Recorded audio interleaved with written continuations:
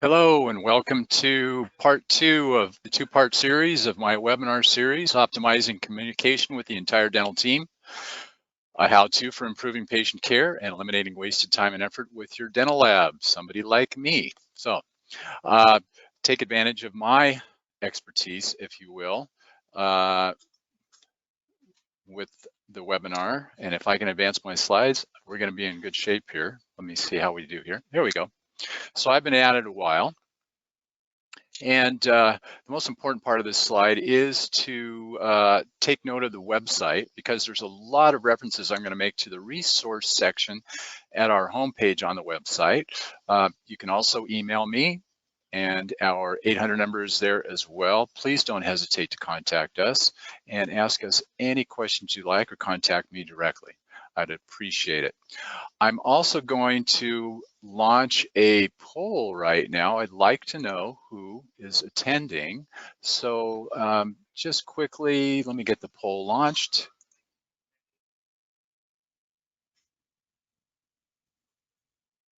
You should be seeing that on your screen now, and my camera webcam should have turned off. You should be looking at the poll. Go ahead, and while that's populating, if you attendees would go ahead with that.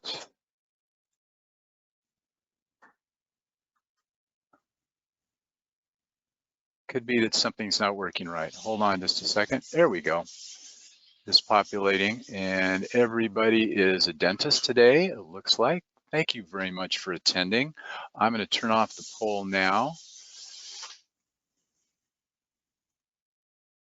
and get back to the program. It's great to have you all here.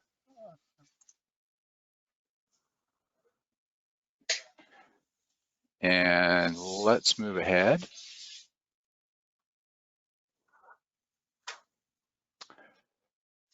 And I want to discuss, just go over briefly what we went over last week. We were talking about communication last week. This week, we're going to be on a little different subject, communication related as well, but this is my favorite quote of all time. The single biggest problem with communication is the illusion that it has taken place. That's a mouthful, right? I mean, isn't that just the truth? George Bernard Shaw, I love that quote.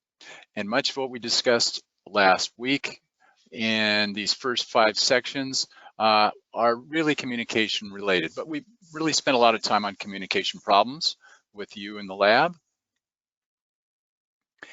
And to synopsize what we learned last week, we learned to reduce the use of acronyms and symbols, instruct all our team members, including front office staff, in the dental terminology. Dental terminology is quite often lost in descriptions or misused. It's a big problem with remakes and in communication with on prescriptions with the laboratory technician. It's a big problem, wasted time for us to make phone calls. And we talked about wasted phone calls back and forth. That's your time and your money as well, away from your patient. Write legibly and use proper grammar and sentence construction. Huge. We talked about not using he, she, it, is, am, are, was. He, she, it type terms, pronouns. We want to use specific words, specific terminology and descriptive words on the lab slip and over the phone as well. So there's no misunderstandings. We can save a lot on remakes just in misunderstood language. Fill out the lab prescription with all required information. We talked about that in detail, and checklists especially. So this program today, just for the next hour, we're going to finish up. I didn't quite finish the implant section on number 5, and we're going to go over the other sections in general detail, not in perfect detail. So let's get started. So last week we finished up on the slide just before this. So terminology between the dental assistant and the laboratory is oftentimes missed. So I want to go over this little important detail. There's a misunderstanding sometimes between what is an open tray and a closed tray. So this is a open tray impression, and this is a closed tray. So there's no access hole for the impression coping. These are the impression copings, or impression posts, they can be known as well. And in the open tray, there's an open hole in the top of the tray that allows the long screw access screw to come through and be accessible. Notice also There's very sharp right angles, deep undercuts, making sure that this impression coping is absolutely locked in to the impression. You can't pull it out without damaging the impression material itself. And with the closed tray, the undercuts are shallower, smoother. And in the next slide, you'll see that these shallow, smooth surfaces allow for the impression coping or impression post to be easily pushed in and out of the impression without doing any damage to it. Different technique, both are very accurate depending on the user.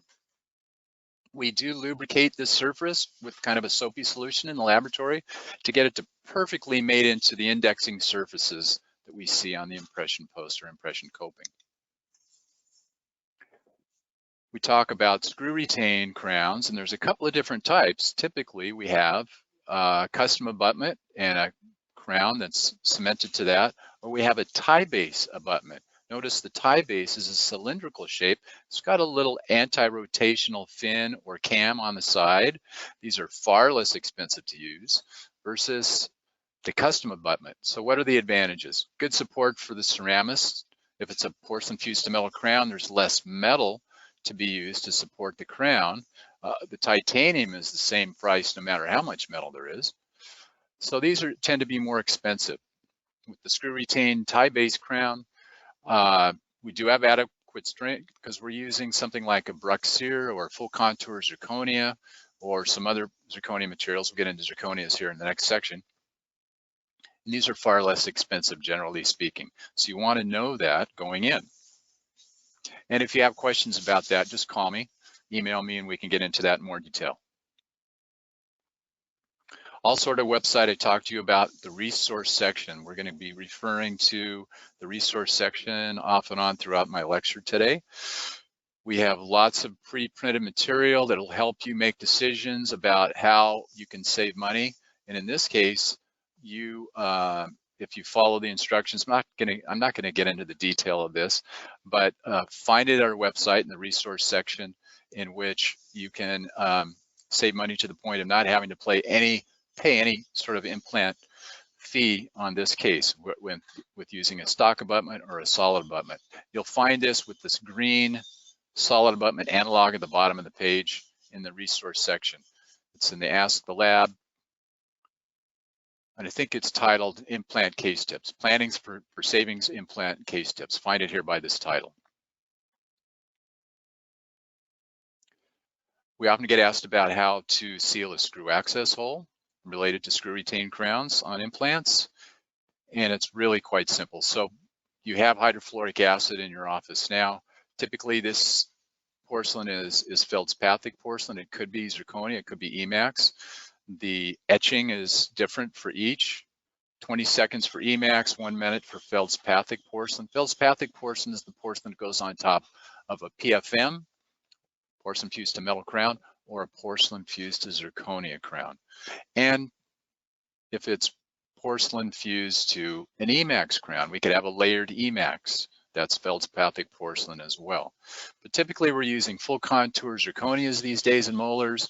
Sometimes full contour Emax. Zirconia is definitely stronger and is my recommendation here. Then once that's etched, we're going to fill the hole with a cotton pellet or dental floss or Teflon tape, gutta percha, any of those will do.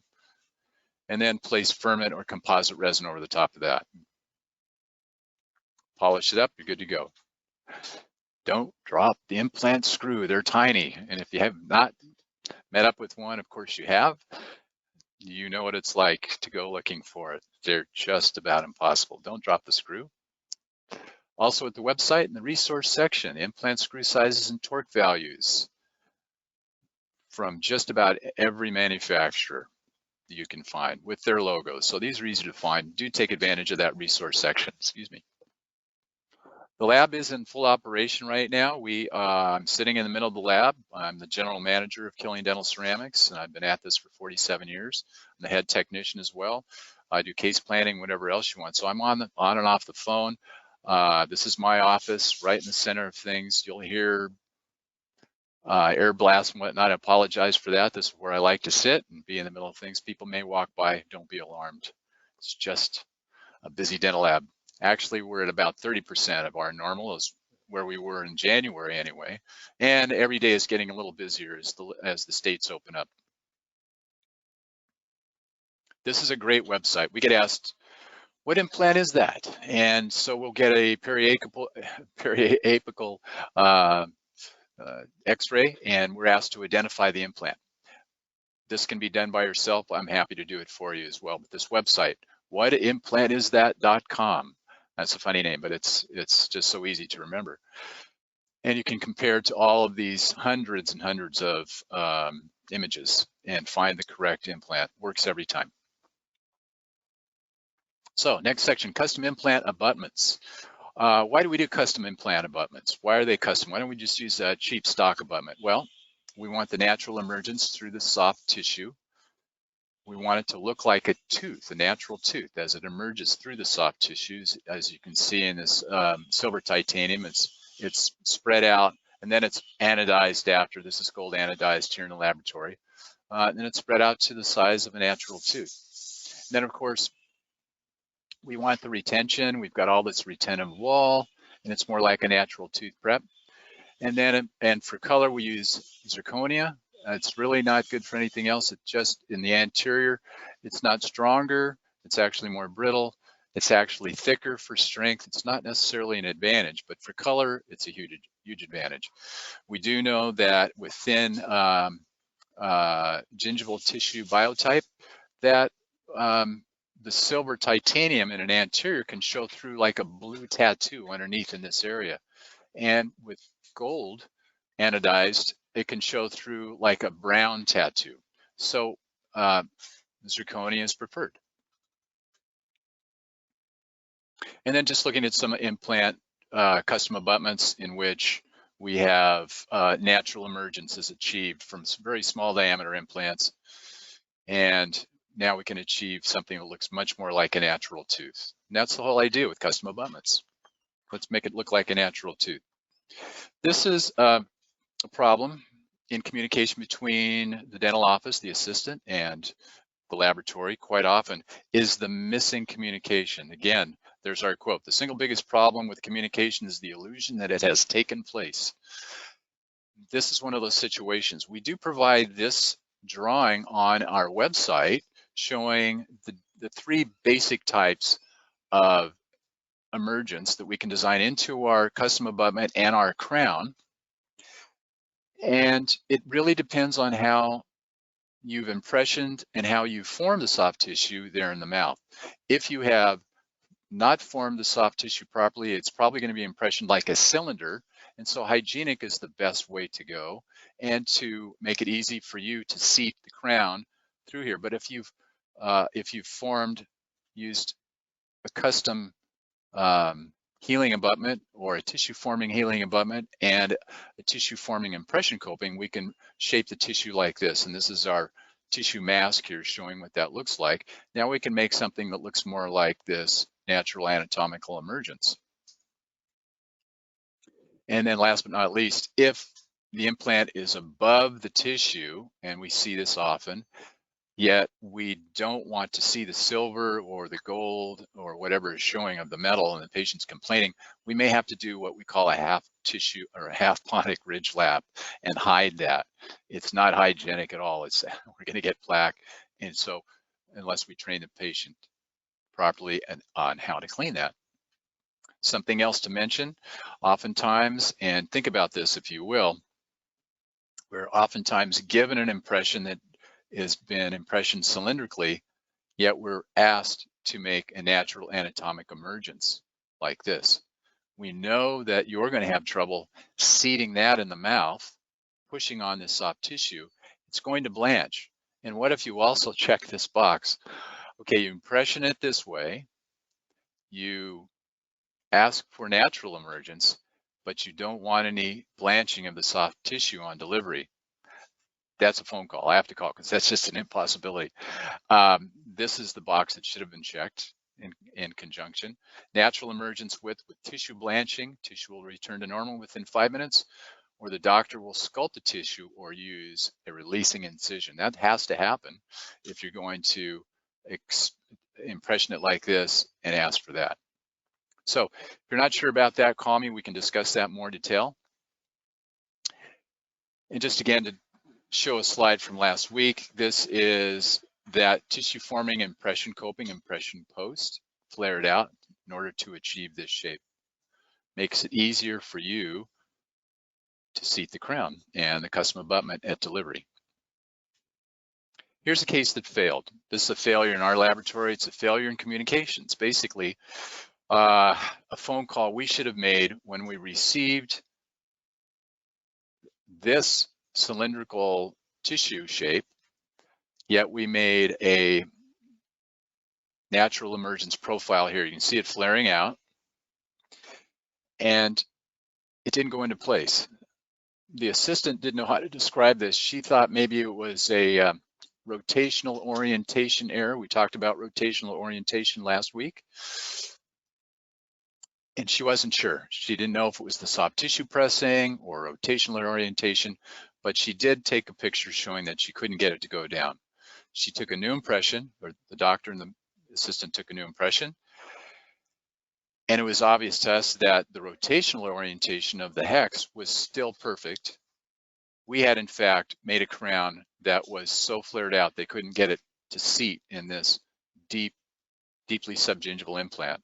So we ground on this and made it more cylindrical in shape and got it to go into place. And again, the failure was that we didn't communicate together. We should have seen this. This is the model we made. This is the crown we made. We should have never made that to fit in here. We should have called and say, do you want, and asked, do you want hygienic? Do you want natural? What's your preference? If we'd made the call, we would have figured it out and we wouldn't have wasted the patient's time. So that was a lost opportunity with the patient, sorry to say. And that just happened a couple of weeks ago. So we're not without error. This was a good learning experience for us as well. I wanted you to all know that this is still ongoing and it's such an important piece of communication that needs to be made between your office and ours. Digital impressions and design for implants. These are some digital impression shots, and that is a scan body. It's actually a digital impression coping. We call them scan bodies. It's the same thing. Those are a couple of iTero scans. Here they are on the raw. So this gets screwed into the mouth, and then an intraoral impression scanner will pick this up. Here's another manufacturer's shape and size. They come in different shapes and sizes, these impression copings. The scan body enables us to make a printed model with an analog. The analog for printed models is called a DIM analog. That's a digital impression model analog. Soft tissue mask enables us, we can cut out and reshape this with soft tissue mask. Custom abutment, zirconia coping, and here's a manual driver. This is just for getting it into place. It's not for torquing, it's just a manual screwdriver. And these are all the parts and pieces that we can make digitally in the digital workflow. Pretty cool. And these are very accurate, by the way. So there's the DIM analog, digital impression model analog right there, pressed into the model. And custom abutment, screw, just wanted to show you what that looks like. Oh, and this right here is a zirconia coping. So we're gonna stack feldspathic porcelain over the top of that. There's a lot of things we can do with this, and I'm gonna show you here in the next few slides. Another case, another way of doing it is we can, when we're working with oral surgeons, we have the opportunity to deliver this to the oral surgeon and deliver this model to the lab and to the general dentist. And so the oral surgeon can deliver a case with the custom abutment, a duplication of the custom abutment, and the model goes on to the general dentist or to the laboratory, and we can do more with that. So let me show you in the next slide what that looks like. These are some of the parts and pieces we can do. All is taken from one digital impression from an intraoral scanner. We'll get into intraoral scanners in more detail here moving forward. But look what we can do here. Here are the custom abutments we've designed. copings that fit on that, acrylic temporaries, duplication of those custom abutments. All of these fit on the custom abutments and the dies, the printed dies, precisely the same way. And it's a great workflow. Enables one impression to be taken, one digital impression, no other impressions need to be taken again. And that makes it a lot easier for the general dentist to move ahead in this digital workflow. And here in the laboratory, of course, we've got our 3Shape software. It's very robust. We have a lot of design capability with it. I just wanted to give you an idea what goes on here in the laboratory in designing those. There's much more that goes on too. We design the model, we design the dies, the copings, all in a digital workflow, all from the original first generation digital information. Doesn't change. It's not like pouring up a PBS impression. Every time you pour, it's a little bit different, distorts and degrades. Not so with this. Here's a little curveball. You may or may not have heard of the Zimmer Biomet Encode abutment. It's actually a healing abutment with these flat sides and grooves and different shapes and sizes. And each one of these identifies the implant, the specific implant that's underneath it. These are designed to be scanned in the mouth. Now, this doctor didn't have an intraoral scanner, so this doctor took a PBS impression of this, and then we scanned the model and sent that off to Zimmer Biomet, and they were able to produce this for us. Same thing, we've got a duplication of the master of the custom abutment. There's the custom abutment, duplication in a model, screw, great digital workflow. Okay, let's get into zirconia. We are in the age of zirconia, obviously. It's such a great material, and let's compare it to other materials. It's got its pluses and minuses. Let's do some comparison here. So looking at this chart was made a few years ago. It's not quite up to date, it's close enough. Clear glass down here, we know what clear glass is like, and opaque white chalk. You know, those are the two extremes we're going to compare this to. And then of course, weakest to strongest materials. You know, this is high strength zirconia down here. And of course, you know, this would be air. And then compare that to feldspathic porcelain, which we're used to for making PFMs and PFZs, porcelain fused to metal, porcelain fused to zirconia, as I mentioned. And the strength of feldspathic porcelain is really similar to dentin and tooth enamel. It's a similar, comparably, I think tooth enamel is 125 megapascal, something like that, that effect. But then we go up to Emax, that's a big increase in strength. Similar translucency and opacity, it falls in this range. We can use their more opaque material and the more translucent in size materials or opalescent materials.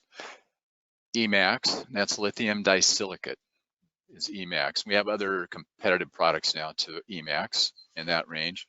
Bruxeer, everybody knows what Bruxeer is. Bruxeer Anterior is very translucent. It's got its problems. We'll talk about that later.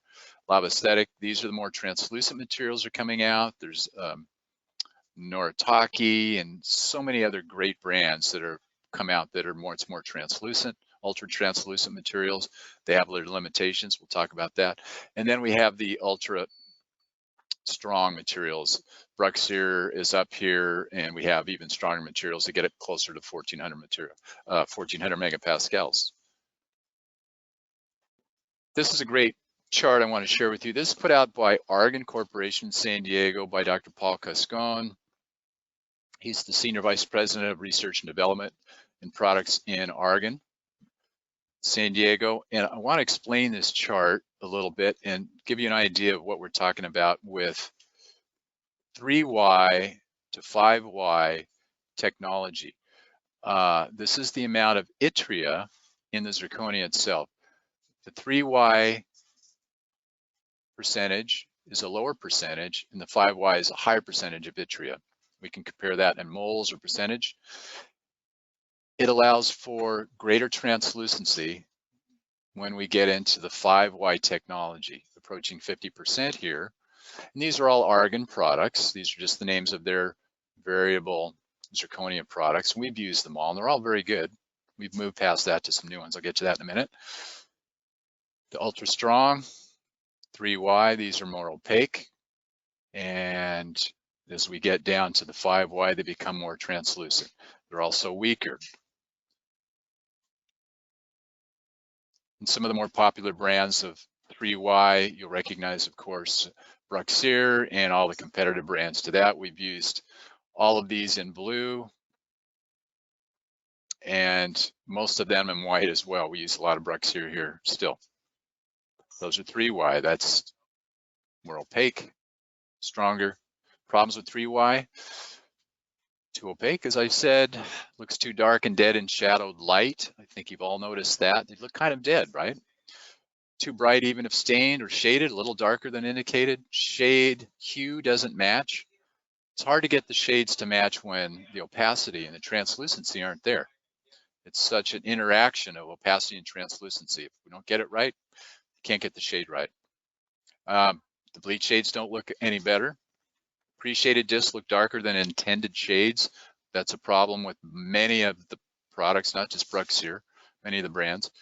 Hand liquid dipping does not penetrate deep enough. That means that when you go to grind on it, if you have to grind on it, you're going to expose some white zirconia past the dipped color. It's just on the, it's into the zirconia when it's hand colored, but it doesn't go all the way through it. It's not like a pre-shaded puck. We use nothing but pre-shaded pucks here, and most have moved to that. Now there's newer 5Y, new ultra translucent zirconias. Again, we've used most of these, and we keep buying the best and latest materials in our Ceramax line here in the laboratory. I'll talk about that in a minute. So you'll recognize Bruxeer Interior. What's wrong with these? They're so translucent, they're low in value. We talked about value and color last week, and you understand that these are too gray. Most of these 5Y in this strength range are too translucent and they're too gray. And I have a study I'm going to show you that's going to point that out here, in which the conclusion is that both with the super translucent at 1 millimeter thick and the ultra translucent at 1 millimeter thick, this is 5Y, talking about 5Y technology in comparison to lithium disilicate. And I mentioned that's Emax and other competitive products. So these are the 5Y zirconias in comparison to Emax. They're actually more translucent than Emax itself. So they're moving in the right direction, but what does more translucency translate into? Lower value, too gray. So we missed the mark, and so there's been improvements. So this is the holy grail of new materials, and this is the brand we're using now. It's one of the first two on the market. And of course, we know IPS Emax is a great brand now, they call it, and I hate this name that they threw us a curveball again, Emax into the name of a zirconia when Emax has been associated with lithium disilicate forever. So what the heck? Anyway, just remember Zircad Prime, and you will know that this is a gradient technology and the translucency is there. This is the 5Y yttria layer and a gradient down to the 3Y strong, more opaque layer, and it turns into a beautiful material. This is truly the holy grail. So it's translucent here, medium opacity, more opaque here. It's fantastic. This is the best material we've ever seen. Now other competitors are scrambling to put together something as good. We haven't seen it yet. They're getting close. Not that it matters. This really is the leader by far in zirconia technology. Ask for it. Emax Zircad Prime. 16 Vita shades plus 4 bleach shades. We have the 5Y technology, the 5Y zirconia up in the incisal, and the 3Y and in the gingival area. We can do up to 14 inch bridges. It's super strong, and the gradient technology in these zones. And so we have the opportunity to place in our CAD-CAM technology. You know that all zirconia is made by CAD-CAM. There's no way around it because it shrinks when it is baked, when it is sintered. It shrinks a precise amount, and so we need to be cognizant of that and place our crowns into the pucks, the milling pucks, in the right location so we get our incisals in the right place. And that's variable. We can get more or less incisal just by how we place it in the puck. So if you haven't seen a zirconia puck, here's one. This is one of the materials we used in the past. It's Lava Aesthetic. It's a great material. We've just moved past it. We have better stuff now. But what I'm trying to show you here is some problems that can occur. If you're getting bridges, zirconia bridges that are warped, it could be that your lab is not placing the bridge in one of the concentric circles. They may be placing it crossways across the puck this way. And what's going on is there is a variable density in the particle size, however minute, I'm sorry, not in the particle size, the density of the compaction of the zirconia throughout the puck. And it is more or less dense consistently from center to the outside. So it's important that we place our bridges like this in the puck and not crossways in the puck in order to get bridges that fit properly. So that's something to consider when you're discussing that with your lab. If you're having warped bridges, are they placing their bridges in the puck properly? And a really good example is this: when we're doing large zirconia all on 4 hybrids, all on 5, 6, whatever, we're doing these large implant retained restorations, this out of zirconia, they tend to fit really well. And why is that? It's because they're in this concentric circle in the puck in a consistent expansion or shrinkage zone. And this is a large case we did last summer, upper and lower. This is kind of interesting. Take a look at this, very creative, in which we had screw access holes in precisely the wrong place. And so we made this overbridge that fits over that, cemented over it. And the pink tissue hides those screw access holes, and you can see that here. Tiny bit of pink composite will seal that and hide that crack. Patient loves this case. Well, what's the state of the art natural aesthetics? It's still feldspathic porcelain. And how do we use feldspathic porcelain? We layer it over PFMs, we layer it over zirconia, we layer it over Emax, or we do it with porcelain hand stacked veneers on refractory dies or platinum foil technique. You don't need to remember that, but hand stacked veneers with feldspathic porcelain are still the finest product that we make in our laboratory. Most laboratories, most high-end laboratories will offer hand-stacked feldspathic porcelain veneers. We also do Emax veneers, full contour and layered, not nearly as beautiful as fully hand-stacked feldspathic porcelain. It's still the state of the art, I want to tell you, but the new materials that Emax, Zircad Prime is a close second for monolithic full contour materials.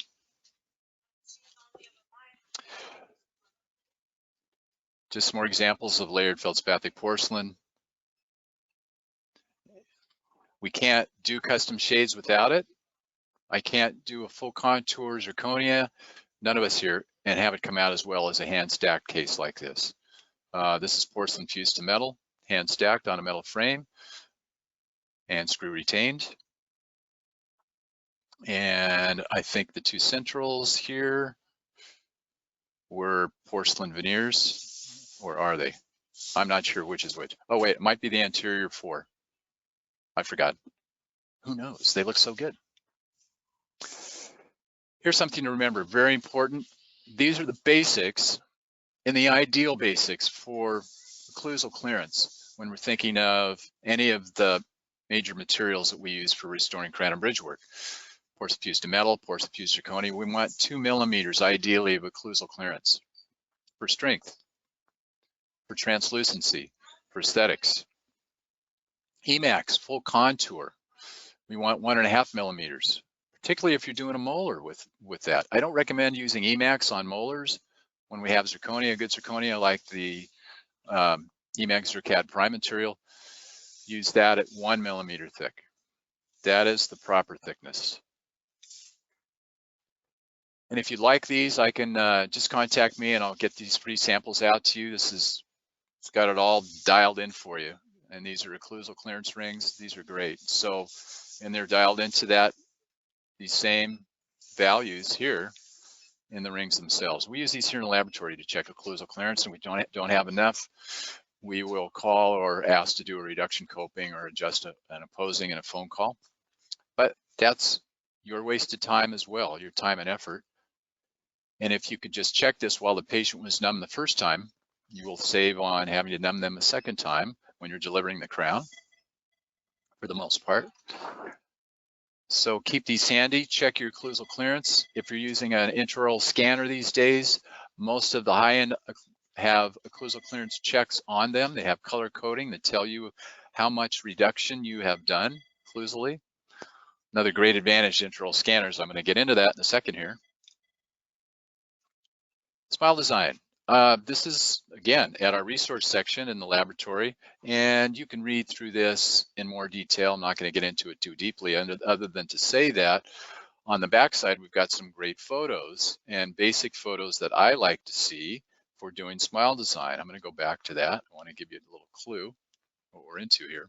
So read this article. On the backside has the basic photos that I like and are helpful to every dental technician who's doing smile design of any kind.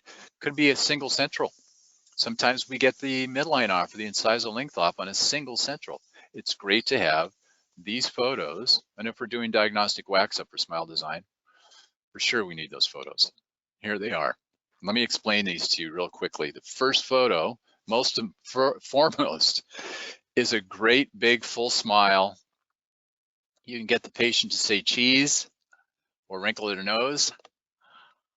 And don't use retractors. They can't be numb. We want to see their full face, top of the head. Actually, this is cut off. The photo's cut off. Get the bottom of their chin, get the top of their head. Make sure you go outside the sides of their head with that photo. Don't get too close or you'll distort the picture. You want to be far away, 4 feet at least, probably 6 feet, and you won't distort the picture. You're going to get a good headshot. Then zoom in. Same pose, full face. What's the one detail that's so important here? The separation between the upper and lower arches. I want to see black in between. Why is that? If you've prepped the upper arch, I've lost this hard tissue reference, but I still have reference to the lower incisal edges. I want to see those lower incisal edges. Don't let the patient close down. Now I've lost that reference. Patient's mouth needs to be open. We also want to get the smile line picture where the teeth can be just about resting on the lower lip. That's a good frame for the smile line. I want to see that picture. I want to see this normal smile too. This basically the same smile line picture, but from the side. You can kind of get even with straight on to the cuspid or the lateral. And what's the purpose of this? I want to see if the incisal edge is where it should be on the vermilion, the wet dry smile line. We want to see the angulation. Is it too labial or too lingual in its angulation? And I want to hear from the patient about what the patient thinks about that. And one last picture that's not in the article. This repose picture is so important. And how you get the patient to do that is just have them say pen, pen, and you should come up pretty close to a picture that looks like that. Any questions? If you have questions, you can put them in now. I'm going to get to those at the end. If you think of a question later, send me an email. I'm happy to answer those anytime. Call me, email, it's all good. Smartphones are in popular use and they work great. Let me pull mine out. Smartphones can be used properly or misused. Look at the one on the left. Look at the photo on the left. So that's Head Ceramics, David Pixley. David is awesome. Thank you, David, for cooperating and let me take these goofy pictures of you. Look at the distortion. I'm way too close with the picture. I'm on the 1x setting. I've got an iPhone 7S here. It's on the 1x setting. And I have to get really close to my face to put it on. I've got to get this close to get a full face. And what happens? His ears are cut off. I see his forehead and his chin, and it's just too distorted. Pull back in the picture on the right. You're going to pull back at least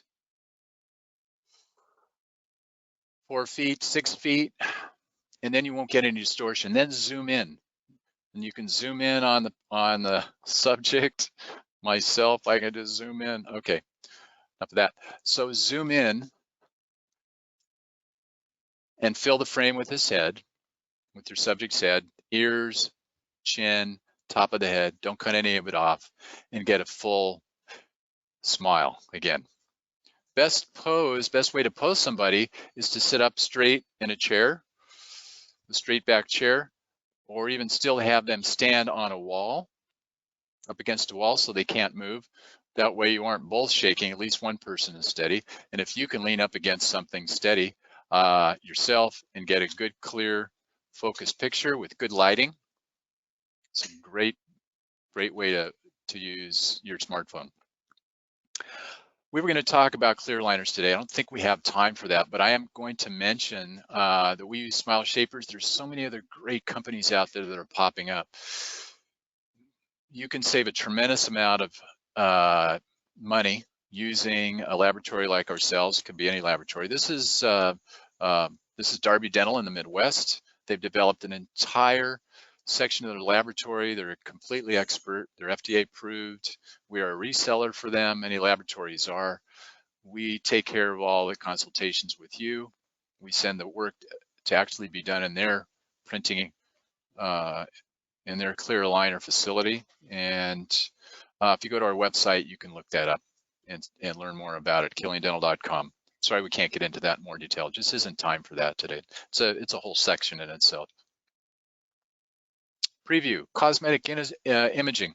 We're asked oftentimes, can we do a mock-up of a smile from a photograph? Absolutely, and it's fairly inexpensive and quick. If you can send that photo, I'm going to show you the photos you need to take. Basically, it's that full face, full head shot with a big smile. You can send that to us. We can do this in pretty quick turnaround while the patient's there in your office, quite honestly, or you can buy the software and do it yourself. The software is not expensive. The idea is to increase your word of mouth acceptance of your treatment plans. You can take the picture that we produce, the mock-up. I'm going to show you some mock-ups here. It's just a stock. Take a picture of your patient. You don't even have to ask their permission. You can get that, send it in, show them how you did gingival crown lengthening, how you close the diastema, show it to them and ask them, is that something you'd like to do? They go, oh my gosh, let me show that to my family. Yes, I would love to do that. I'm not sure we can afford it, but let me take it home. Well, by the time they take it home, show their family, they're all going, oh my gosh, yeah, you got to do that. It really does help with acceptance of treatment plans when it comes to cosmetic work. So again, that's preview. You can get that just by sending your image, your photo to Killian at our website, cdt@KillianDental.com. We'll take care of that for you. And most labs are able to do that. This is another case we did.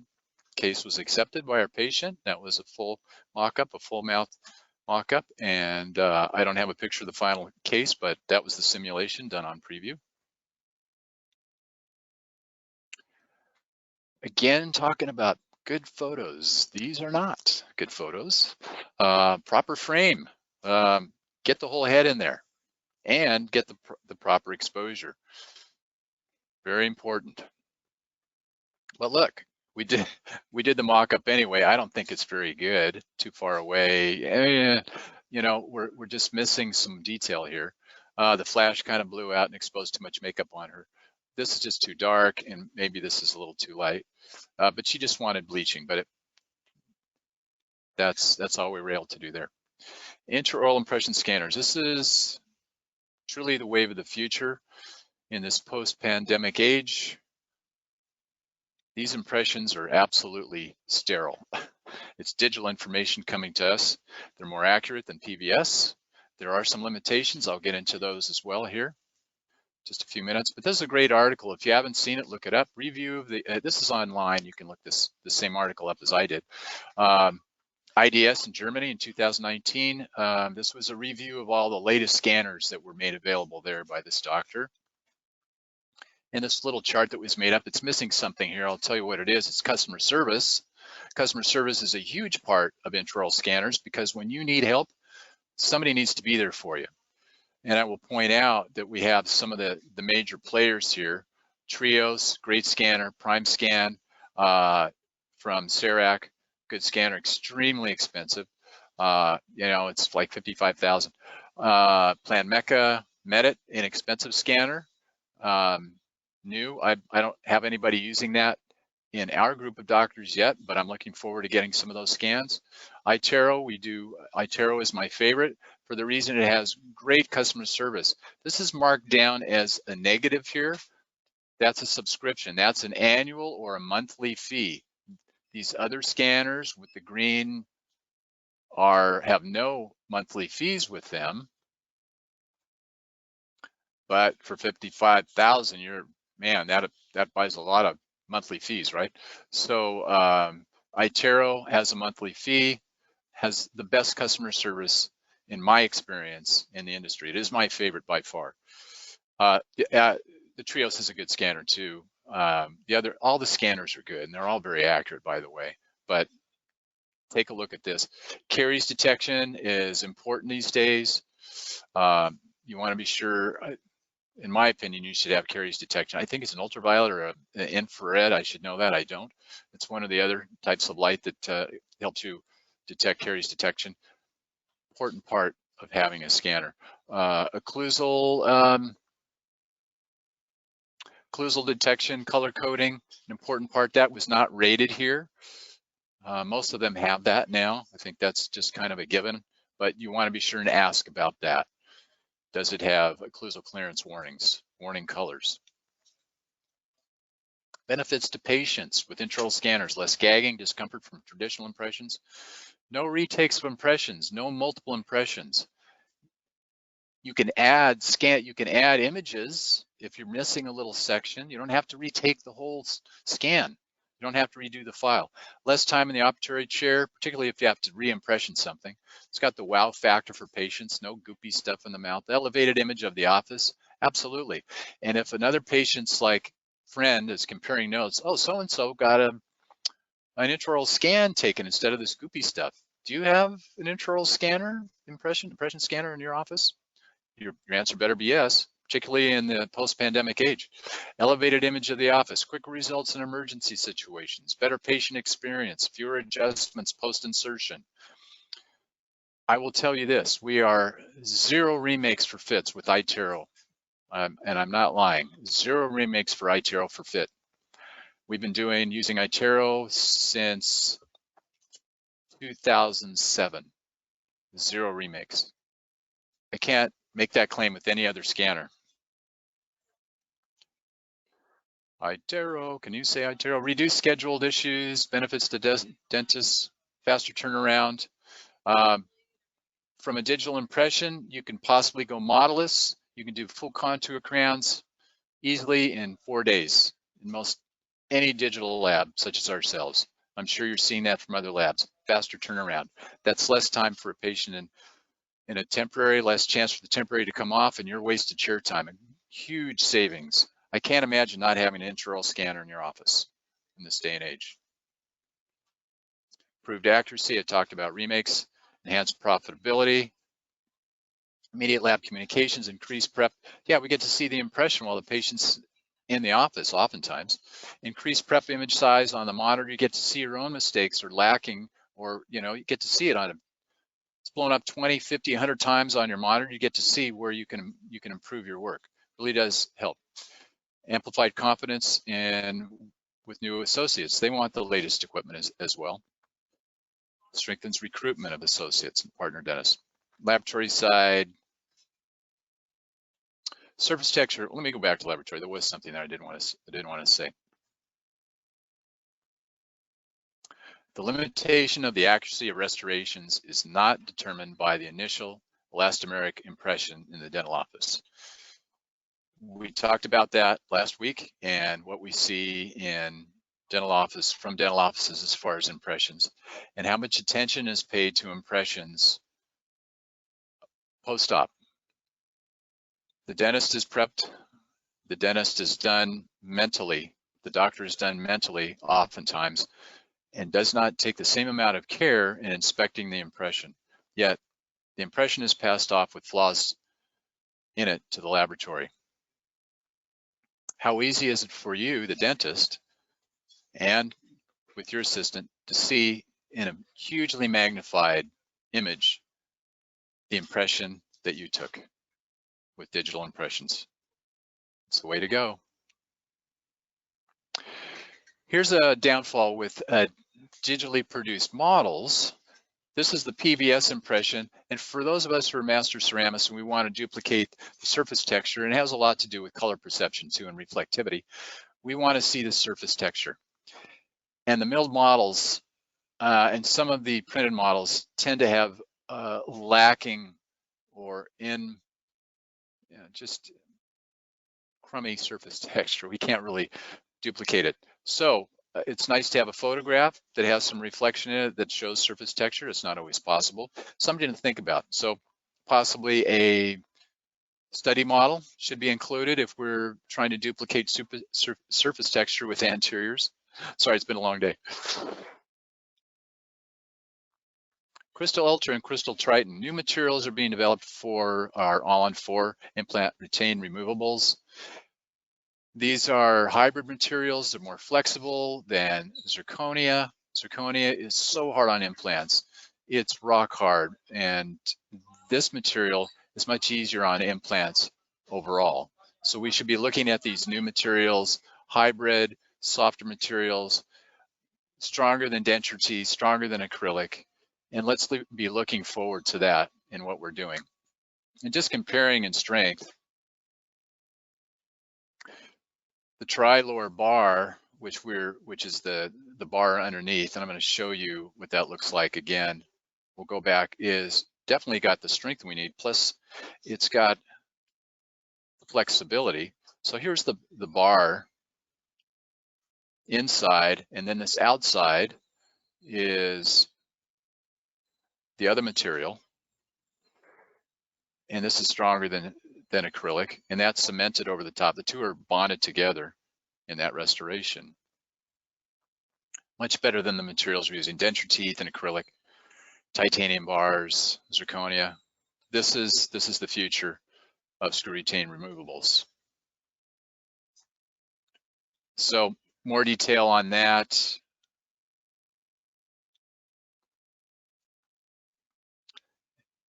Just some minutia and detail. But it gives us also the opportunity, and we can treat this almost like porcelain, which we have the materials to create the translucencies, to create all the in-depth intrinsic stains that we like to see that we see in natural teeth, just like we have in porcelains. Digital dentures, I think we're getting into our last section here. Milled versus printed. I don't know if any of you have done any digital dentures yet. We do have some considerations here. Milled is a great way to go. Right now the resin is better than with the printed material, yet the printed is less expensive overall, just in material itself. Accurate fit, both accurate fit with printed or milled. Lucitone 199 available is the material of choice, really. It's been available for dentures forever. It's the right translucency and opacity. For the most part, the printed resin is too translucent. I can show you that. There is a new advance in that, and I'll show you. It's become a little more opaque, a little more like the original Lucitone 199, and the new material I'll show you here in a sec. And we use denture teeth that can be placed right in there and bonded into place. But what's different about it otherwise? It's really no different. We still have to impression it. We have to do it accurately. Oh, let me just get to, sorry. I want to get to this slide. We'll go back to the others. I just wanted to emphasize that when we're impressioning, it's still a standard impression. We have to be able to pick up all the anatomical features that you must have to get an accurate and fitting impression. So you have to think of it that way. Don't think of it as some cure for having to take an impression. No, you do. There are some newer techniques being developed for digital impressions. Those will come out. They're not ready yet. They're being developed, and I'll have those in my next presentation. So I wanted to point out in this slide. So you can see the printed material is really too clear, whereas It's a little bit odd in that respect. You can see the necks of the denture teeth through it, unless you start and put on some composite material to hide that, which we do here. And this is the new material I mentioned. Still a little bit of the neck is showing through, but it's definitely more opaque. This is the new Lucitone digital print material. These are done on carbon printers. I think it's exclusive to carbon printers. If you're familiar with that, it's a great printer. Then the Avident mill denture is what we do. Here at Killian, this has Lucitone 199, and it's more opaque. You don't see that. It looks more natural without having to stack on a bunch of composite to hide the clear material and make it even more expensive, adding on all of that labor. So are they the way of the future? Yeah, if we're going to save on chair time and on patient opportunities, absolutely. There's fewer appointments typically. 2, it's possible to do it in 2. That would be the original impression and then go right to final. 3 is probably more like it. Let's go try it in. We can try in a mock-up. We want traditional impression. Traditional dentures take 5 or more office visits. And typically we don't go straight to final. We have multiple adjustments. And again, it's not magic. We've got to take great impressions. So study up on that. And Killian is an Avident digital denture provider. So Avident is a laboratory that we deal with. We actually outsource to them. We are a licensed provider for them, and they do a great job for us. So you're in expert hands. And this is what we get back from them.